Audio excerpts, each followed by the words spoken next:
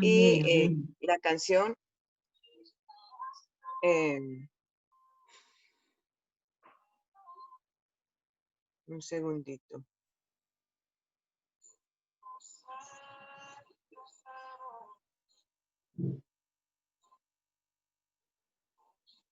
No sé si es, tal vez sea como el internet que está como fallando acá, que ha tenido.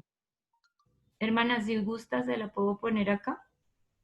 Yo creo que sería mejor para que, Bueno, sí, permítame, entonces yo se la pongo. Es la Sí, porque de... la voz suya se oye excelentemente, súper clara. sí, porque me conecté desde el celular, pero Ah, entonces el equipo no me deja compartir ni me deja hacer, no sé, ya tengo dos equipos y ninguno de Hermana, los lo dos. que pasa es que la hermana María está compartiendo pantalla. Bueno, no, pero hagámoslo desde allá para que no perdamos más tiempo. Hermana María, hágame un favor. Dime. Coloque, coloque una canción en YouTube normal que se llama La casa de mis sueños de Santiago Benavides. Ah, Patico, Patico. Patricia. ya la voy a poner. Sueño, Santiago Benavides. Ah, ya sé. Vale. Entonces Ya. vamos a escuchar un poquito, estamos hablando las, de los sueños y vamos entonces a pensar en nuestros sueños antes que la hermana coloque.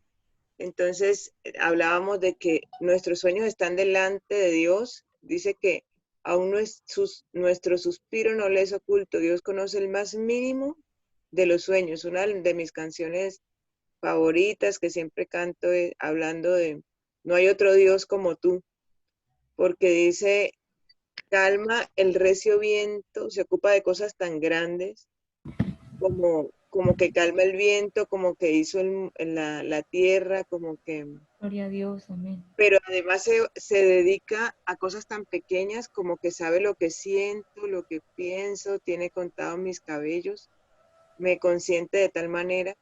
Entonces, no hay otro Dios como nuestro Dios que se encargue de esas cosas tan pequeñas. Y dice el salmista, ni siquiera mi suspiro te es oculto. El Señor sabe por qué suspiramos, por qué soñamos. Y decíamos que esos sueños son los que nos dan como esa posibilidad de vivir. Entonces, pensamos en la casa de nuestros sueños, que es una de las cosas que siempre hemos soñado de niñas. Por ejemplo, las mujeres soñamos en vivir en un palacio porque tenemos el pensamiento o uno de los sueños de mujer es conocer a un príncipe, ¿cierto? El príncipe azul, porque nos enseñan Amén, amén, aleluya. todas esas historias de las princesas. Y en esas historias, entonces vemos que la princesa vive en un palacio, entonces nosotros siempre soñamos con una casa bonita, pero es importante que pensemos, ¿alguien se ha soñado su casa? Amén, ¿Alguien amén, se- amén, amén, amén, amén. Bueno, ¿y alguien vive ya en la casa de sus sueños? No, todavía no. Cosa brava. Dice que por lo general cuando nosotros logramos un sueño nos preocupamos, ¿sí? Por otro. Y ya los seres humanos a menudo no estamos conformes, siempre queremos algo más, ¿cierto? Y eso no está mal porque es bueno ir eh, pensando en todo el tiempo en escalar, en llegar a una meta y conseguir nuevas, ¿sí? Siempre queremos ir por más. Pero entonces hablando de esos sueños, vamos a escuchar y hablando de esa casa que soñamos, hablando de esa casa que soñamos, vamos a escuchar entonces esta canción, vamos a escucharla muy bien, y entonces le pido el favor a la hermana que por favor nos las comparta. Ah, Patricia apagó hasta la luz. ¿La escuchan bien? Ah, No, es ya. que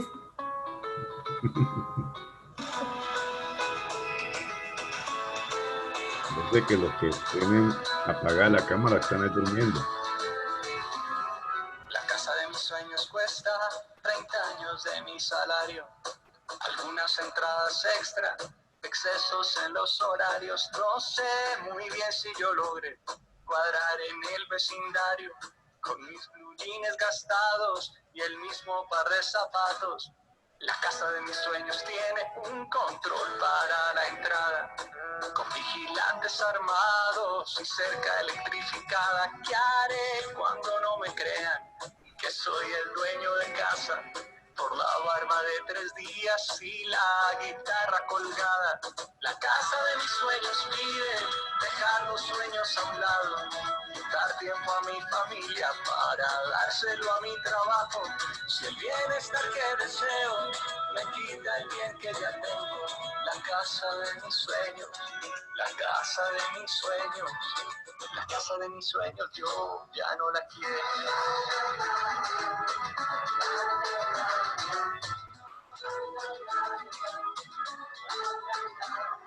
La casa de mis sueños siempre se ve tan organizada, con todo puesto en su sitio y ni una pequeña mancha. ¿Qué haré con mi par de artistas cuando no aguanten las ganas de hacer sus primeras obras sobre las paredes blancas? La casa de mis sueños tiene 300 metros cuadrados, alcoba por cada hijo para que tenga su espacio. ¿Y qué haré? Charlar con ellos un rato y encuentre que todos andan encerrados en sus cuartos. Prefiero mi apartamento, 50 metros cuadrados, sus 2 alcobas pequeñas y su 21 baño.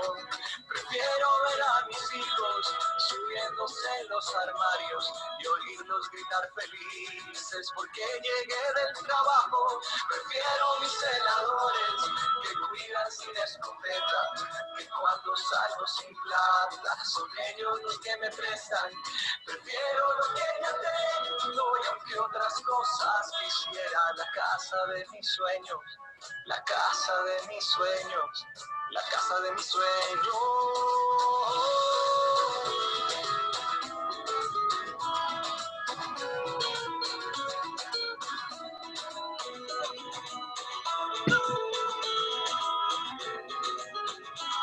La casa de mis sueños, la casa de mis sueños, la casa de mis sueños será la que Dios quiera.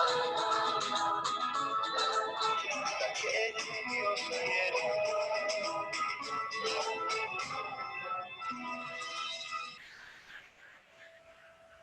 Amén, amén. Qué bonito. Amén. Bueno, muchísimas gracias, hermana Patricia, por compartirla. Con gusto, Y hermana. entonces, después de haber escuchado esta canción, ¿qué pensamos?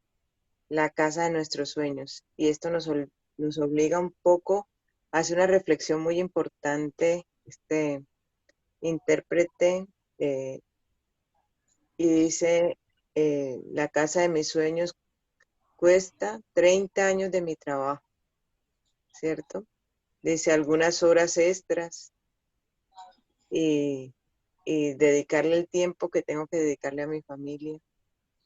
Para conseguir esa casa, bueno, yo quisiera que fuera muy grande, que tuviera 300 metros cuadrados, que cada uno tuviera su espacio. Dice, pero ¿qué voy a hacer cuando yo quiera hablar con todos y estén encerrados en sus cuartos?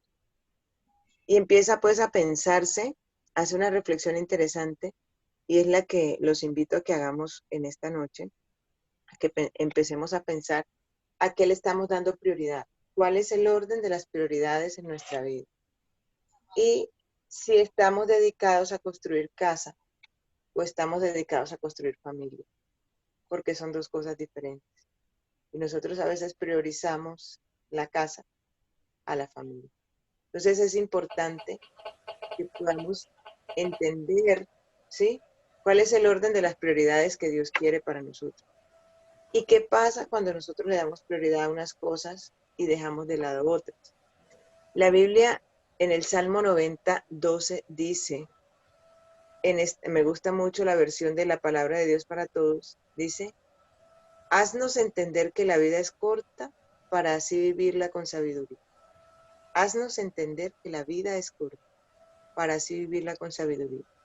En la versión Reina Valera que conocemos, digamos que es la más tradicional, dice, enséñame a contar nuestros días de tal modo que traigamos al corazón sabiduría. Pero aquí me gusta porque está más explícito. Repitámoslo como una oración. Haznos entender que la Haznos vida es corta que la vida es corta, para así vivirla con sabiduría. para así vivirla con sabiduría. Hace un tiempo escuché una frase que me llamó mucho la atención, anónima, y dice, qué paradójico es el hombre. Nacer no pide, vivir no sabe y morir no quiere. Nosotros los seres humanos nacemos sin darnos cuenta y nacemos dentro de una familia que no escogemos. Cuando un día de repente abrimos los ojos y estamos en una casa con una familia, con unas condiciones, y de esa familia heredamos todo, su condición social, su apellido, el lugar donde viven, las costumbres, los valores, pero nosotros no nacemos vivir, no pedimos vivir o nacer, no pedimos nacer. Y todo, desde el momento en que nacemos hasta el momento en que morimos, dicen los humanistas que todo lo que hacemos los hombres es por temor a la muerte, tratar de evitar la muerte. Entonces comemos para no morir, nos socializamos para no morir, nos casamos, ¿sí? Para protegernos, para sentirnos en familia, y tenemos hijos como para digamos, continuarnos en nuestros hijos, para extender nuestra existencia en nuestros hijos, porque tenemos temor a la muerte, no queremos morir. Pero se nos olvida que entre el nacer y morir hay una vida, y se nos olvida vivir, ¿sí? Y de hecho, Moisés en este salmo, porque es un salmo escrito por Moisés, el Salmo 90, dice, yo quiero, Dios mío, que me ayudes a entender lo corta que es la vida, para yo entender que tengo que vivirla sabiamente y que tengo que darle el orden a las prioridades. Tengo que poner en orden, ¿sí? Mis prioridades. ¿Qué estoy priorizando yo?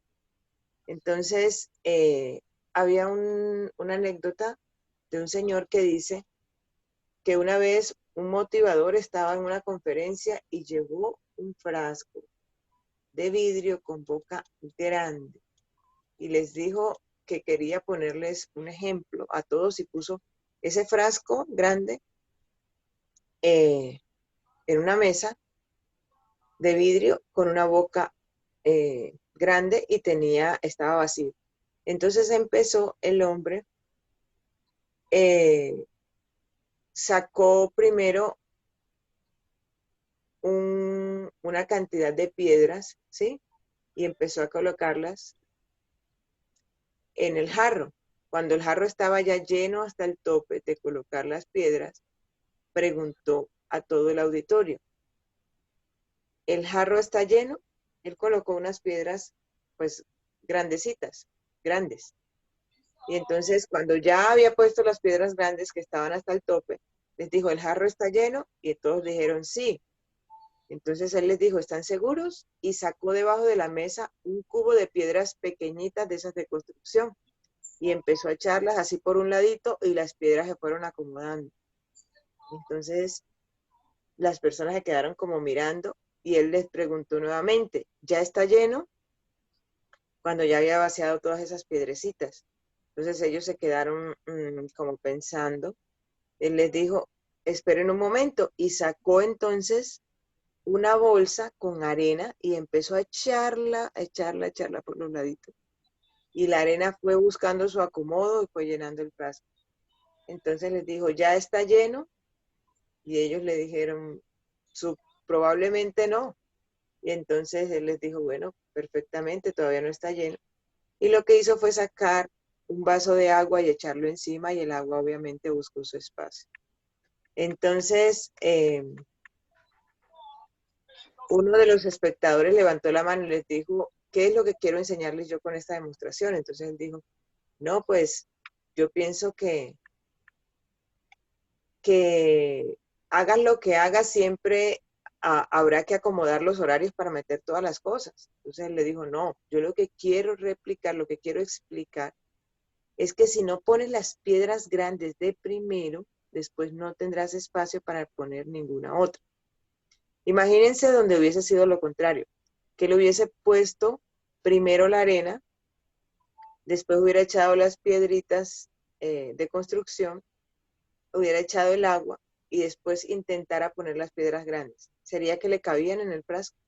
¿Podría organizarlas? ¿Cuáles son entonces esas piedras grandes en nuestra vida? Son la rutina, es lo que opinen los demás, es nuestro trabajo, es el conseguir dinero, son las preocupaciones cotidianas, o es la familia, o es la vida espiritual, o es nuestros valores morales, o es nuestra salud, o son las personas que amamos, o las cosas que nos hacen felices. Las piedras más grandes se refieren a esas bases, a lo más importante para nosotros, y están relacionadas con nuestros valores, con nuestros afectos y con lo que nos enriquece como personas. A veces en la rutina diaria nosotros tomar las expectativas necesarias para asignar bien nuestras prioridades. Necesitamos asignar qué es lo primero en mi vida. Por eso hacíamos la reflexión y la pregunta al principio. ¿Qué es más importante? ¿Construir casa o construir familia? A ver, le dedicamos mucho tiempo, ¿sí?, al sueño de tener, ¿sí?, de poseer, de conseguir, ¿sí?, cosas materiales, y de alguna manera empezamos a descuidar lo que pasa con nuestra familia. La familia es una construcción diaria y nosotros empezamos a construir familias del noviazgo y terminamos de construirla el día que morimos. Nadie tiene una familia totalmente construida. Todo el tiempo estamos construyendo. Como digo yo, como iglesia pentecostal, que se respete siempre, que siempre está en construcción, ¿cierto? Uno nunca ha visto una iglesia de nuestra denominación que no estén construyendo, que no estén haciendo actividades de construcción, y entonces terminan la construcción y le hacemos entonces una remodelación, le quitamos ahora, le cambiamos la fachada, cambiamos el púlpito, pero siempre está en construcción. Pues así debe ser nuestra familia siempre está en construcción y debemos dedicar un tiempo, ¿sí?, tiempo valioso para poderla construir. Entonces, y debemos invertir en esa construcción, no solo tiempo, sino que debemos saber con qué material construimos esa familia. Entonces, me llama la atención que grandes hombres de la Biblia dedicaron su vida, y nosotros podemos alcanzar muchas cosas en la vida. De hecho, en la vida espiritual, porque nosotros los seres humanos somos seres biopsicosociales y espirituales. Biopsicosociales y espirituales. ¿Qué quiere decir?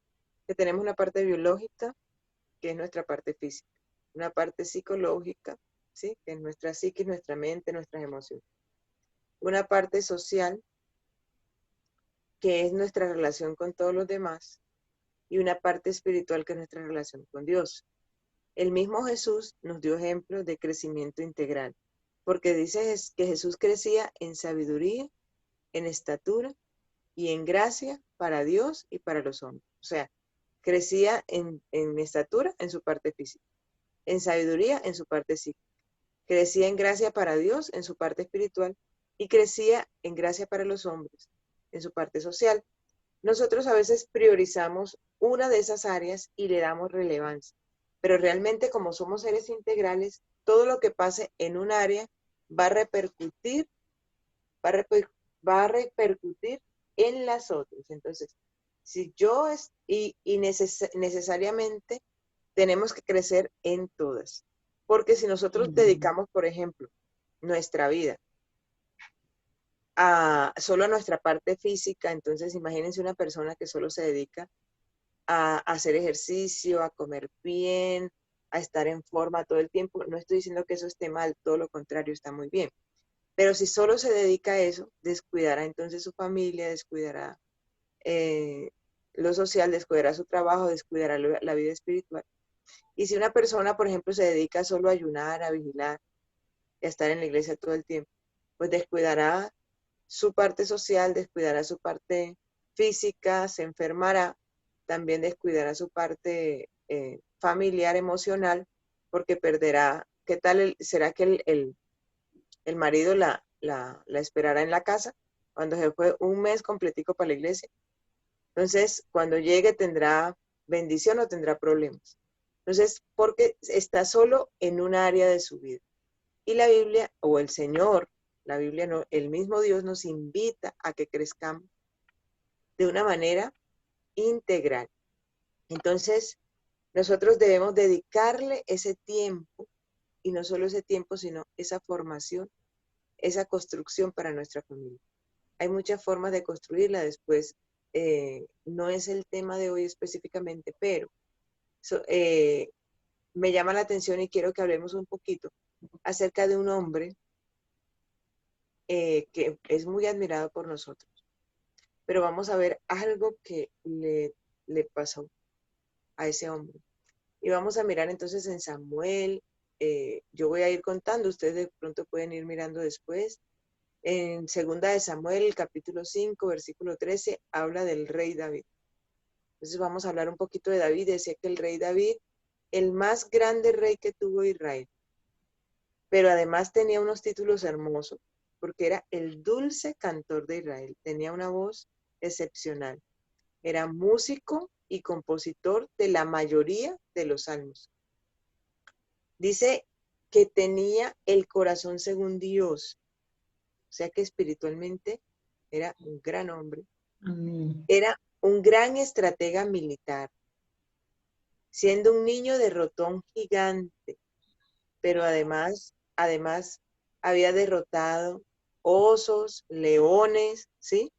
Porque era un hombre de guerra. Y cuando derrotó a ese gigante que nadie daba un peso por David, y Dios estaba con él, el Espíritu de Dios estaba sobre él, ¿cierto? De eso no tenemos duda, la palabra lo dice claramente. Y empezó a ganar fama y la gente incluso le cantaba. Saúl mató a sus miles y David a sus 10,000. Derrotó muchos ejércitos. Tenía un grupo de guerreros excepcionales que eran conocidos como los valientes de David. Y ese sí que consiguió cosas espirituales, ¿verdad? Y no solo espirituales, sino que construyó una ciudad. Nosotros yo creo que hasta hemos pensado en la casa de nuestros sueños, pero David construyó fue una ciudad, dice, y vivió en una fortaleza. El palacio real superaba todas las expectativas de la casa de nuestros sueños. Tuvo incluso una estrella, imagínense eso, en Hollywood, los grandes actores, pues a cada uno les hacen una estrella, ¿cierto? En el piso. Y entonces la gente va y visita la estrella y se toma fotos con la estrella de esa celebridad. Pero acá el rey David tuvo una estrella que de hecho es símbolo patrio en Israel. Es la estrella que aparece en la bandera de Israel, ¿cierto? Entonces se habla de la estrella de David. Su palacio, como les decía, era bueno, maravilloso, y David moró en la fortaleza, dice la Biblia, y puso por nombre la ciudad de David, y edificó alrededor desde el Nilo hacia adentro. Y David iba adelantando y engrandeciéndose, y Jehová, Dios de los ejércitos, estaba con él.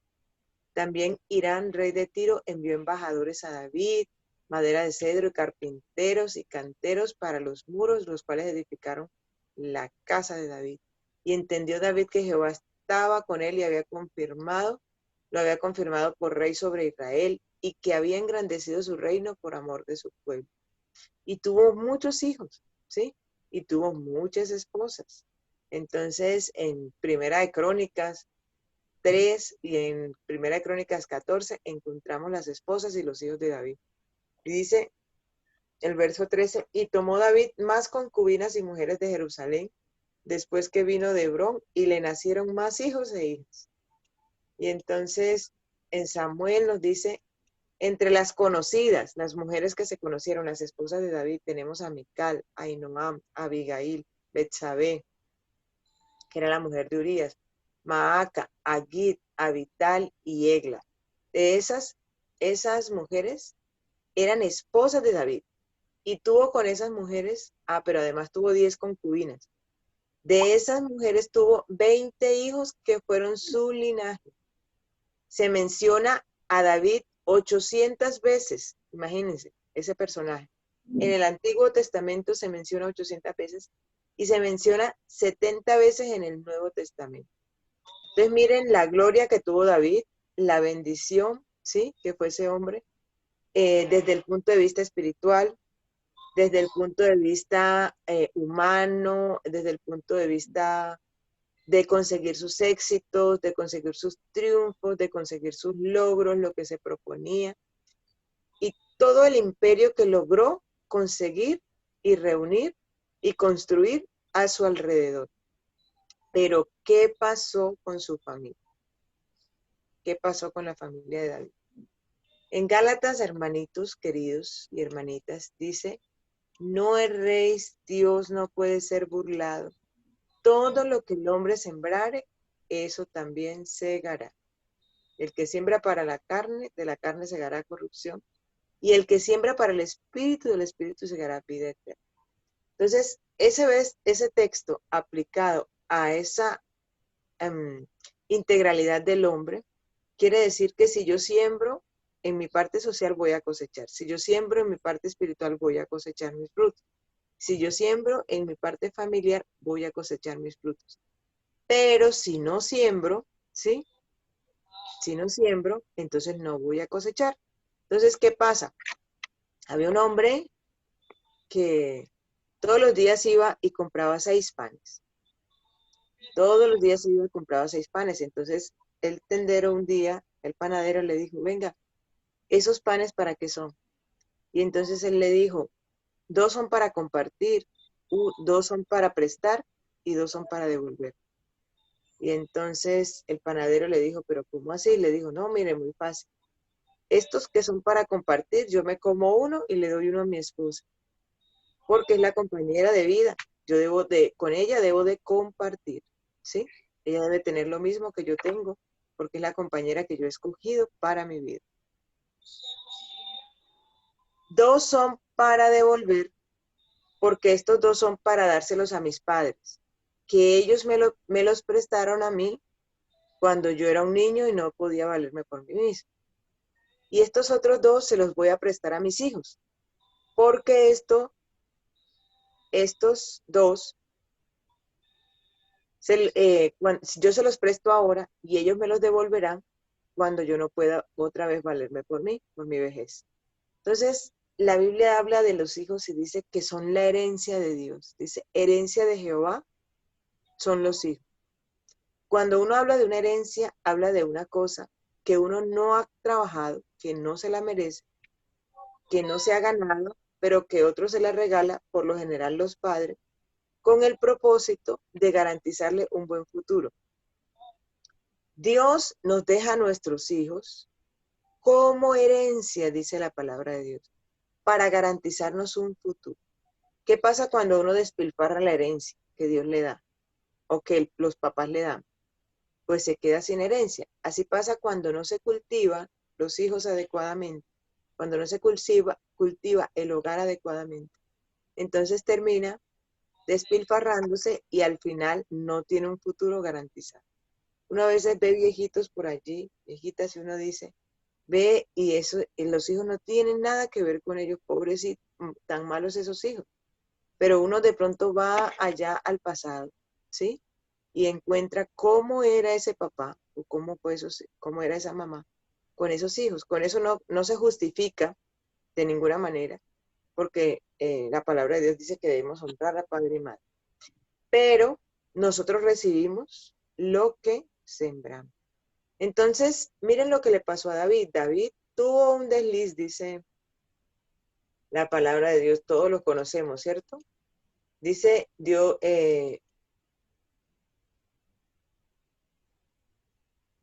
David tuvo su desliz, su canita al aire, como se dice, y las consecuencias fueron terribles.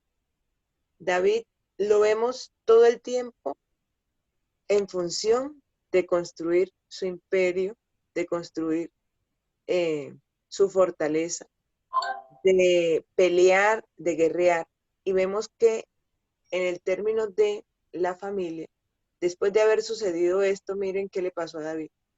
Las consecuencias fueron terribles. Se muere el niño que estaba esperando.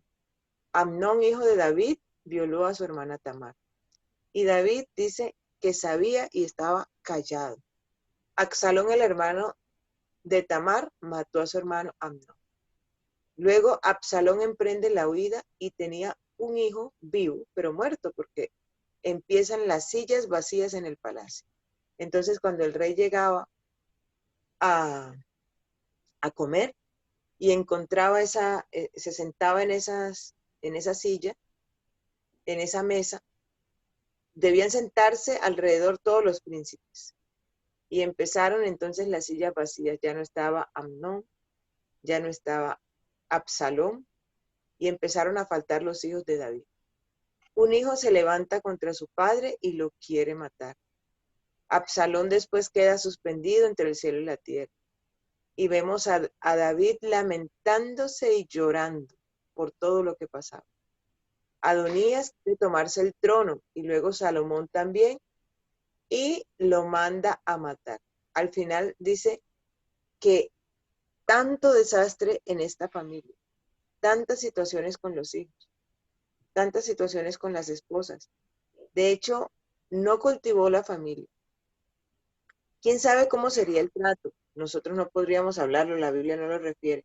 Pero llama la atención que al final David, cuando va a morir, dice que estaba ya muy viejo y tenían que, dice, trajeron a una joven virgen, ¿sí? Para que lo calentara. ¿Ustedes creen, por ejemplo, mis queridas hermanas, que si David hubiese sido un buen esposo, la esposa no estaría, por lo menos una de las tantas que tuvo, estaría allí en su lecho cuidándole sus últimos momentos? Yo creo que uno de esposo o de esposa, si el esposo ha sido bueno, si ha habido amor, si ha habido respeto, si ha habido una construcción de muchos años, uno en el lecho de enfermedad y de muerte es donde más cerca está. Pero vemos a David terminar completamente solo. Y vemos una familia totalmente destruida. Muchas glorias, pero en la vida familiar se dedicó tal vez a construir casa, pero no a construir familia. Pongamos cuidado nosotros a esas cosas pequeñas. Hablemos con nuestros hijos, saquemos un espacio para comer juntos con nuestra pareja, tengamos espacios fuera donde podamos compartir. Hay situaciones a veces que se presentan en las familias, y una vez el hermano Darío Zuleta decía en una enseñanza que me llamó mucho la atención, que habían llegado a una casa y habían encontrado a un niño con el papá y la mamá comiendo arroz solito, en el plato solo había arroz. Dice que se le hizo un nudo en la garganta y entonces él dijo, hijo, ¿estás comiendo arroz solito? Le tocó la cabeza y el niño le dijo, no, pastor, arroz solo no, con papá y mamá. Entonces era de esas cosas que los niños nos enseñan, porque realmente es distinto. Se puede uno tener un manjar, ¿sí? Hay familias que tienen de pronto mucha facilidad económica y tienen manjares en la mesa y tienen para escoger diferentes platos, pero no hay armonía, no hay paz, ¿sí? No hay amor, no hay unión. Pero este niño, por ejemplo, dice que estaba comiendo arroz solito, decía el hermano, pero él no se sentía solo. Él dice, yo estoy comiendo arroz, pero yo estoy con papá y mamá. El arroz es el que está solo, pero yo no. Yo tengo una familia y de verdad que sabe diferente, sabe distinto. Es ese amor el que le da ese sabor tan especial a lo que comemos, a lo que hacemos, a la casa que tenemos, por poco que tenga, digamos, pocos lujos que tenga, pero ese amor es el que le da ese sentido, ¿sí? Ese sentido para que nosotros sigamos aquí. Entonces, pongamos cuidado a esas cosas. Y hay una reflexión que me gusta mucho y dice que tenemos unos tiempos raros y dice que Ahorita tenemos edificios más altos, pero temperamentos más cortos. Autopistas más anchas, pero puntos de vista más estrechos. Gastamos más, pero tenemos menos. Compramos más, pero disfrutamos menos. Tenemos casas más grandes y familias más pequeñas. Más comodidades, pero menos tiempo. Tenemos más títulos, pero menos sentido común. Más conocimiento, pero menos juicio. Hay más expertos, pero hay más problemas. Hay más medicina, pero menos salud. Hay más medicamentos, pero más enfermedades. Dice, gastamos imprudentemente, reímos poco, manejamos rápido, nos enojamos rápidamente, nos mantenemos despiertos hasta tarde, nos levantamos muy cansados, leemos rara vez, vemos demasiada televisión y pantallas, oramos poco, aumentamos nuestra fortuna, pero reducimos nuestros valores, hablamos mucho, amamos poco, mentimos con frecuencia, hemos aprendido a ganarnos la vida, pero no a vivir la vida. Hemos agregado años a la vida, pero no vida a nuestros años. Hemos ido a la luna y regresado, pero tenemos problemas para cruzar la calle y conocer a nuestro vecino. Hemos conquistado el espacio exterior y nos falta conquistar nuestro espacio interior. Hemos hecho grandes cosas, pero no cosas mejores. Hemos limpiado el aire, pero contaminamos el alma. Hemos dividido el átomo, pero no nuestros prejuicios. Escribimos más, pero aprendemos menos. Planeamos más, pero logramos menos. Hemos aprendido a correr, pero no a esperar. Tenemos más armas, pero menos paz. Más ganancias, pero menos moral. Más fiesta, pero menos alegría. Más adquisiciones, pero menos amigos. Más esfuerzos y menos éxitos, dice. Tuvimos más computadoras para tener más información que nunca. Menos comunicación. Son tiempos de comida rápida, digestión lentas, hombres altos de carácter corto, de altas ganancias y relaciones superficiales. Son tiempos de paz mundial, pero de guerra doméstica. Más ocio, pero menos diversión. Más variedad de comida, pero menos nutrición. Estos son días de 2 ingresos por familia, pero más divorcio. De casas más elegantes, pero hogares rotos. Así son estos días. Y la palabra de Dios nos vuelve a recordar. Haznos entender, Señor, que la vida es corta, para que así la vivamos con sabiduría.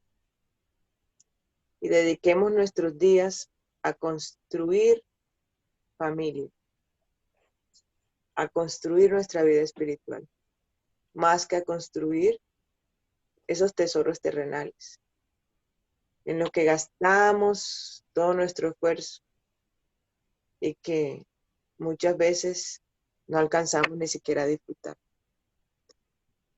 No se les olvide hacer siempre de cada una de sus casas un territorio de paz. Dios les bendiga, mis queridos hermanos. Amén, hermana. Gloria a Dios. Muy linda enseñanza.